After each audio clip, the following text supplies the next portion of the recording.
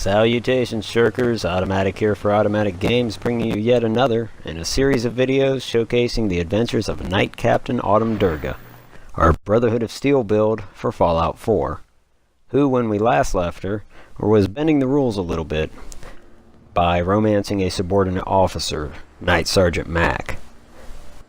Fraternization is not nearly as bad as sedition or desertion, both of which Knight Sergeant DeLuca here is guilty of as she hobbles away from Kingsport Lighthouse toward destinations unknown. She does this without permission or authorization, and she does this in the absence of Knight Captain Durga. Now, last night, the Children of Adam cult undertook an attack on Bunker F-24. They emerged from an area called the Crater, just north of the bunker.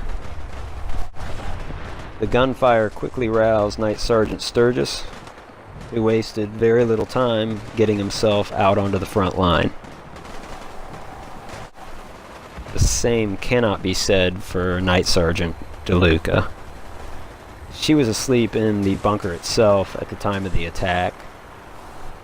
Within the bunker, she would have access to the radio, the alarm system, and the artillery piece, none of which she decided to utilize, instead cowering inside. Meanwhile, on the front line, Knight Sergeant Sturgis and the troops nearest him are soaking up rads delivered by radiation guns that the Children of Adam tend to use. Cult is nowhere near as well trained as the Brotherhood. However, with a lack in training, they make up for in weaponry.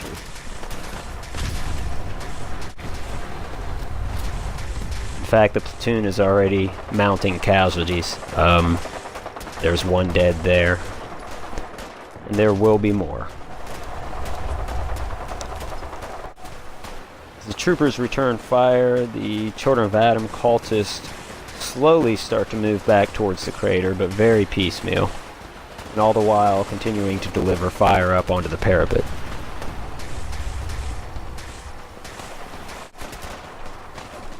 Sturgis has a reputation as a stubborn man, and he determines that he will hold this position. He throws everything he can down onto the beaches, attempting to sweep the Children of Adam back towards the crater. And as the cultists disengage, they are pursued by vertibirds, of course. At about this point, Sturgis orders a trooper up onto the artillery piece to deliver some counterfire.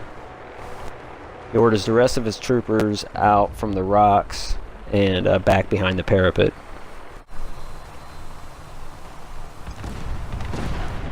That was a close one. Sturgis and the rest escaped unscathed from that downed vertibird. And the counterfire.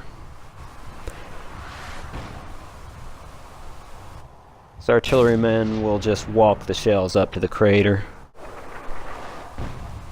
Sure enough, as quickly as the cultists materialized, they've shrunk back into their hiding spots.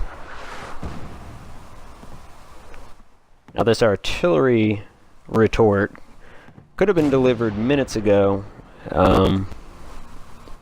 at Sergeant DeLuca's,